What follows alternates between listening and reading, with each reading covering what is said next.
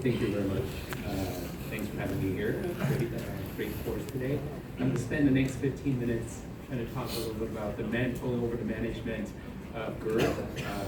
I thought I had 20 minutes, so I'm going to try to go through it quickly.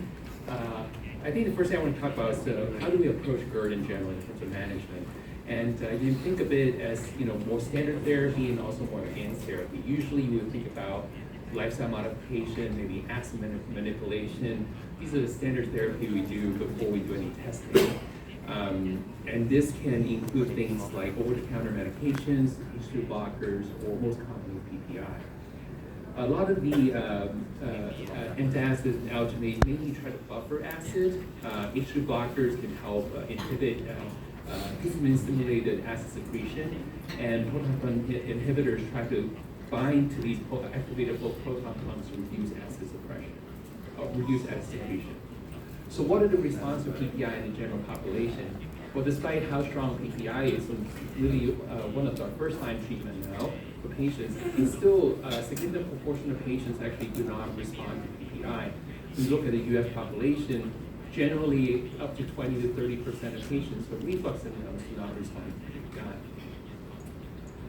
And why is that? Well, how do we know who are these people that don't respond to PPI? Well, first, let's look at what are the responses to PPI with regard to different symptoms. With regard to healing of esophagitis, PPI works fairly well. As treating heartburn type symptoms, especially if you have esophagitis. The don't esophagitis is a little bit less, but still quite effective. But when it comes to regurgitation predominant symptoms, the effectiveness of PPI is not nearly as great as the other symptoms. When you look at patient symptoms, between those with and without objective evidence of GERD, obviously those with objective evidence of GERD respond much better to PPI. And we look at some other symptoms, like the atypical symptoms, like reflux laryngitis, or asthma, or some of these extraesophageal symptoms. The effect of PPI is almost nothing. You can see the number needed to treat is almost infinity. So it seems like there are patients who are less likely to respond to PPI, including patients with most regurgitation predominant symptoms, patients with unproven gastroesophageal reflux disease, and those with atypical symptoms. So what are some of the components, what are some of the factors that affect PPI response? First of all, some optimal PPI dosing can play a part.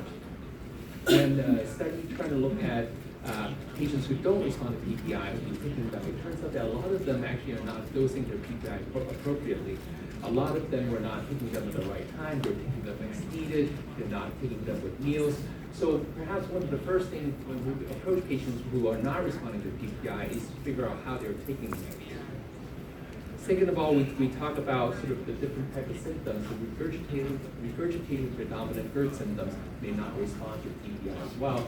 This is a study from a clinical trial of the magnetic sphincter augmentation versus PPI. And they're trying to really look at a subgroup of patients who have regurgitation predominant symptoms. It turns out this group of patients respond much better to sphincter augmentation compared to PPI, specifically in those with primarily regurgitation. And the last group of patients said, group of factors that may impact PPI responses, any superimposed functional conditions or hypersensitivity or behavioral disorders.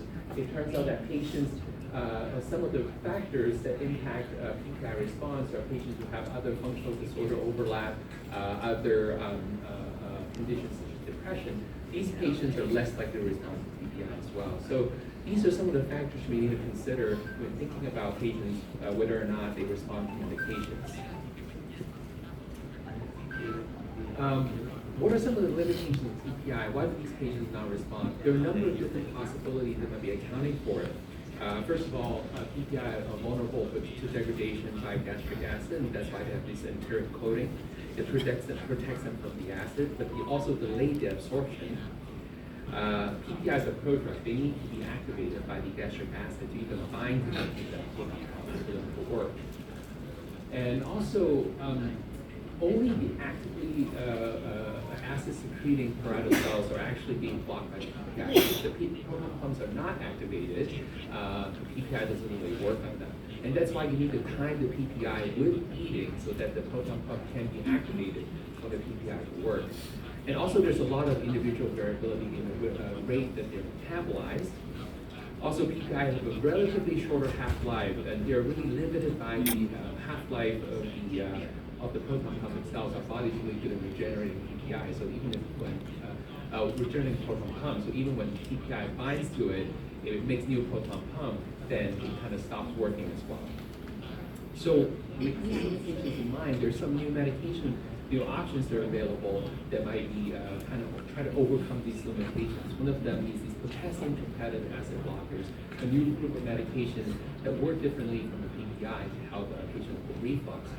Remember, we talked about how proton pumps are normally located in the parietal cells. Normally, they're inactive in the cytoplasm, but when we eat, if we trigger these proton pumps, they come to the luminal surface and they become activated to secrete acid. And there are these hydrogen potassium ATPase that releases acid in exchange for potassium when they're activated. So what the PCAP does is that it competitively binds to this potassium binding site of the proton pump. So by doing that, it can't really do that hydrogen potassium exchange. As a result, it will block acid release. What are some of the actions of PCAP that maybe may give it advantage over PPI? Well, let's think about compare the two groups of medications.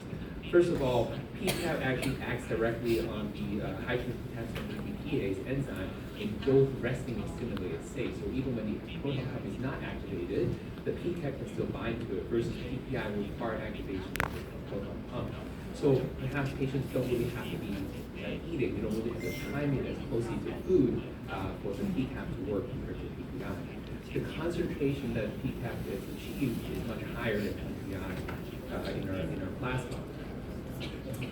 It binds competitively and reversibly to the potassium binding site of these hydrogen potassium ATPase enzymes versus PPI binds both reversibly and covalently to these enzymes. The half-life duration of the effect of PCAP is higher than the PPI, so it might have a longer duration of effect. Again, we talked about no stimulation required for PCAP compared to PPI. And the full effect can be achieved with just one dose of PCAP compared to multiple dosing that might be required for PPI. And there actually have been studies that have been done to show time to efficacy of starting PCAP versus PPI. You can see that you can achieve full efficacy much faster with PCAP compared to PPI. How well do they actually work? And there have been a number of studies trying to compare PCAP to PPI in treating reflux.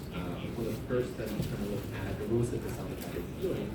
And there's a randomized study looking at healing of erosive esophagitis by 8 weeks. And what you can see here, PCAP is fairly comparable in terms of healing for overall patients with esophagitis by 8 weeks. But if you just look at patients with high-grade esophagitis, those with just LHAC and grade B esophagitis, the differential is much higher. So it seems like PCAP has a bigger advantage over PPI when it comes to patients with more severe esophagitis. If you look at just symptoms and not just feeling of esophagitis, the PCAP is at least as good as PPI in symptom relief. And again, you can see that sometimes patients tend to achieve symptom relief sooner with PCAP compared to PPI. So maybe in certain patients with reflux, especially those with high-grade esophagitis, PCAP may have an advantage, especially for patients who are not responding fully to PPI. So when should you consider this? Perhaps in patients with severe esophagitis who do not heal on just optimized double dose PPI, patients who are not candidates for anti-reflux procedures after they fail PPI, patients with severe motility issues. There have been some study looking at patients with absent contractility or scleroderma esophagus. It turns out that PCAP may actually heal the esophagitis and treat the reflux better. And also patients with documented abnormal acid exposure despite on double dose PPI, they may also benefit from the PCAP. I'm not going to spend a lot of time on this because I know Professor Zhang is going to talk about this during this next talk, but alginate therapy may also be a good adjunct as a barrier therapy for reflux. It basically forms a raft over an acid pocket to reduce reflux, and has been shown to be effective in patients with reflux symptoms, and I know he's going to go over that a little bit more during the next talk. So we talked about some of these basic standard therapy for reflux, right? Lifestyle acid manipulation. what if the patient failed all of these? What do you do next? We heard in the last talk that for these patients, maybe those are patients that you need to do confirmation testing to make sure they actually have GERD. And if they do actually have GERD, that's when you think about the more advanced treatment, surgical, endoscopic, or some of these newer and more experimental type treatment.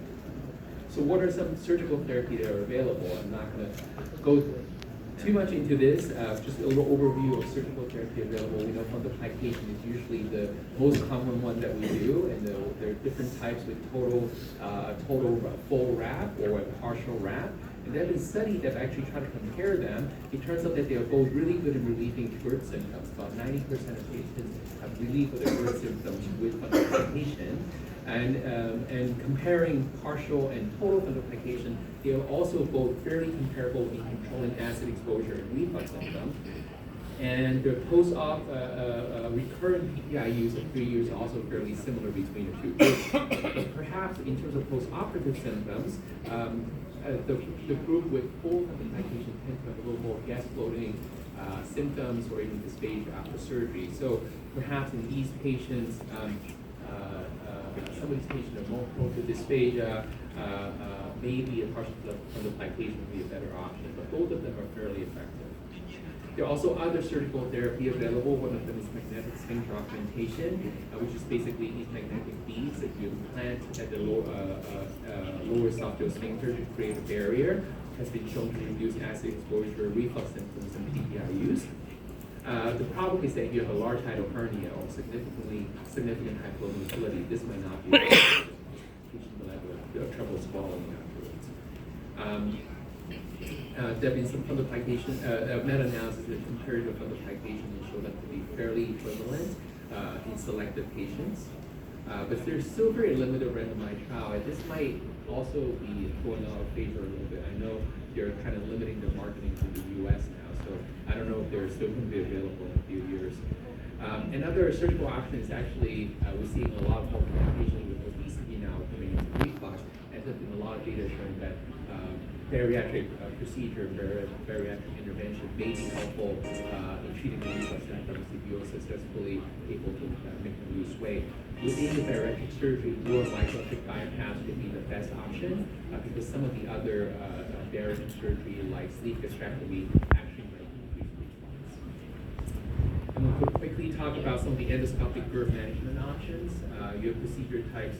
You have things like transoral incision and fundoplication, basically trying to do a fundoplication through an endoscopy has been shown to be quite effective in improving regurgitation.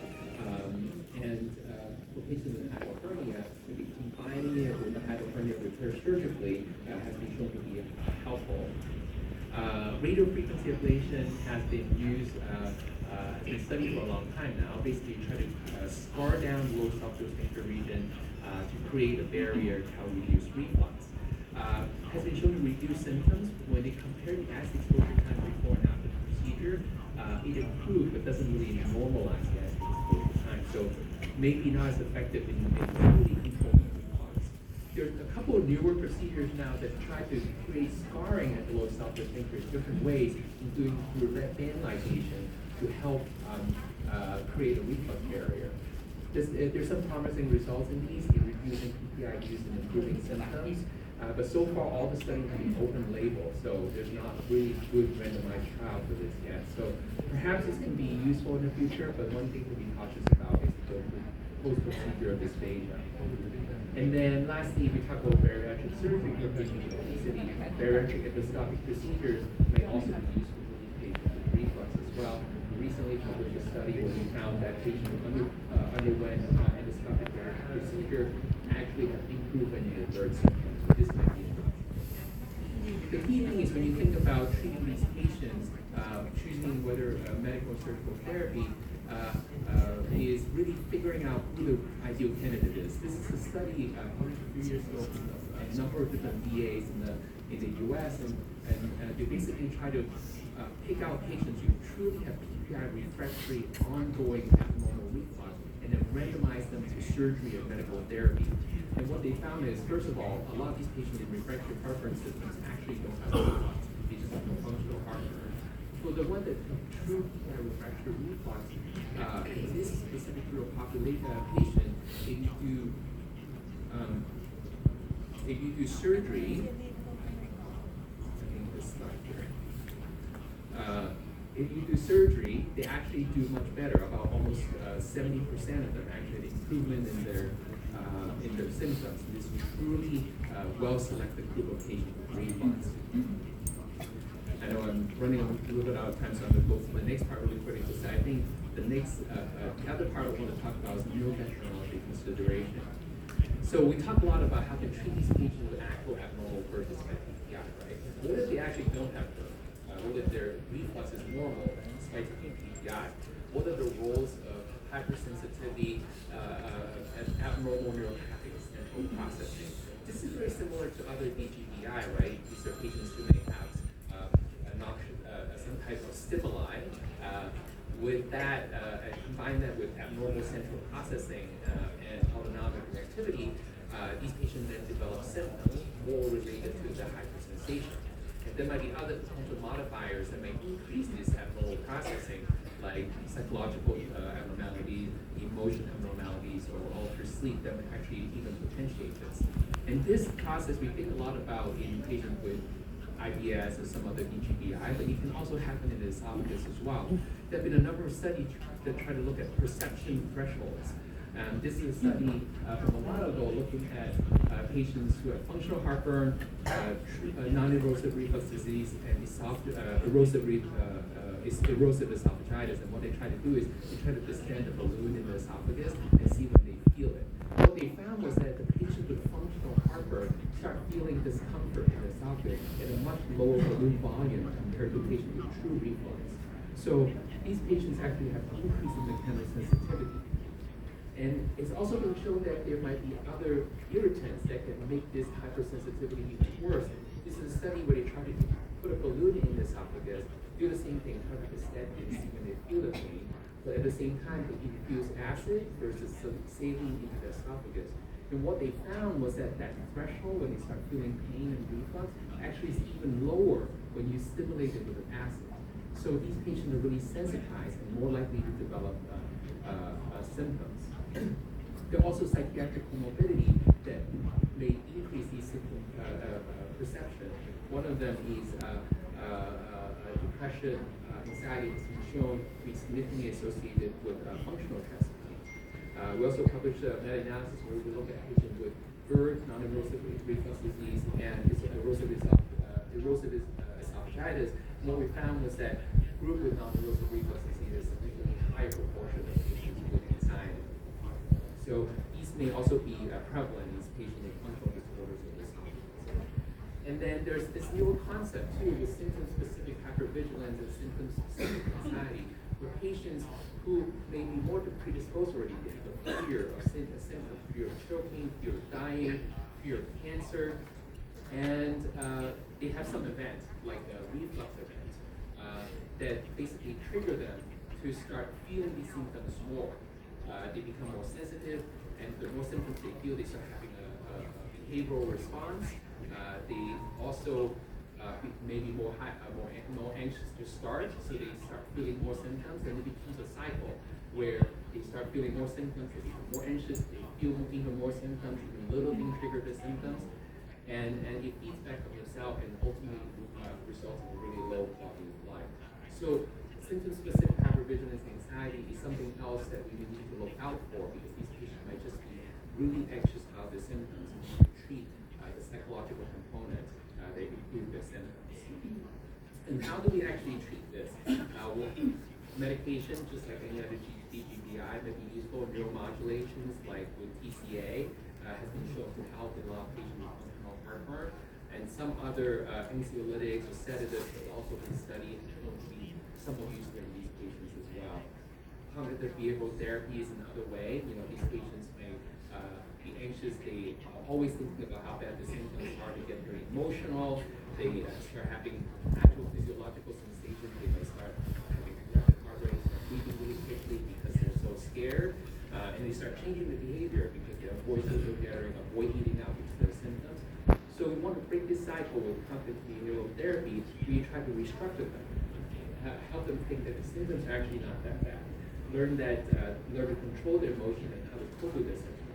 We teach them relaxation techniques like diaphragmatic breathing, and also change their behavior to help them get used to the symptoms. So these CBT, cognitive behavioral therapy, has been shown to be useful in these patients with esophageal symptoms as well. So I know I have a little bit belching. I know Professor Sanders is going to talk about it. So I'm going to skip over the next few slides on surrogate belching. This is going to talk about case in the next talk. But one condition I want to quickly talk about is something called rumination.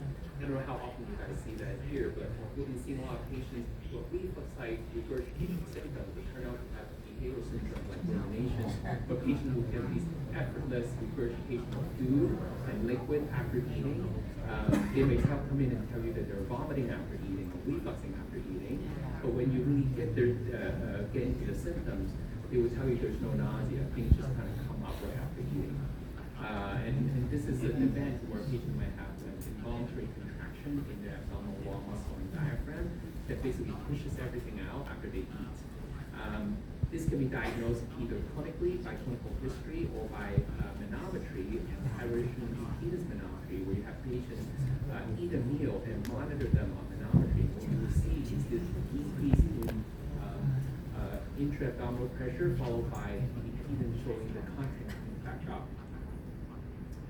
And it has been, shown to be associated with a number of psychiatric comorbidity and eating disorders as well. We found that patients with a history of eating disorder like bulimia are more likely to have rumination. And get diagnosis through symptoms or through manometry. And there are a number of different ways of treating them. One of them is hermetic breathing exercises. Other ways to treat them, gum chewing has been shown to be useful. PPI may suppress some of the heartburn symptoms. It doesn't really change the rumination part, the regurgitation part. Taxofen has been shown to be helpful in some of these patients who are relaxing the muscles. A lot of controversy over surgery. I think you should be very, very, very careful about saving the patient for intervention because you can actually make their symptoms worse. And finally, I promise this is my last slide. A little summary of how you really approach these patients when patients have reflux symptoms. You can think about whether they have true reflux or they have more hypersensitivity and not really with a normal amount of reflux. And there might be different mechanisms also causing true reflux, like a disrupted EPJ hydrohernia. There might be abnormal clearance of the reflux state. There might be transcendental esophageal relaxation, like we heard from Mark in the last talk. All the way to the other end of the spectrum, a patient will have an increase in perception with hypersensitivity. And on endoscopy, you may see more esophagitis injury on the third side, but nothing on the other side. Reflux monitoring, you can rule in and rule out GERD with reflux monitoring on the two sides of it. And obviously on the side where they have true GERD, we want to manage the reflux by things like anti-reflux surgery. Acid suppression might be helpful, but more on the hypersensitivity side, let's think about behavioral therapy, neuromodulation. And in other tests, other strategies like diet, lifestyle modification may be useful. Manometry can be helpful sometimes with these patients, and sometimes barium could also be helpful, although not really diagnostic one or the other. But the main thing is on the left-hand side, go to manage GERD, on the right-hand side, go to manage hypersensitivity, and also think about behavioral disorders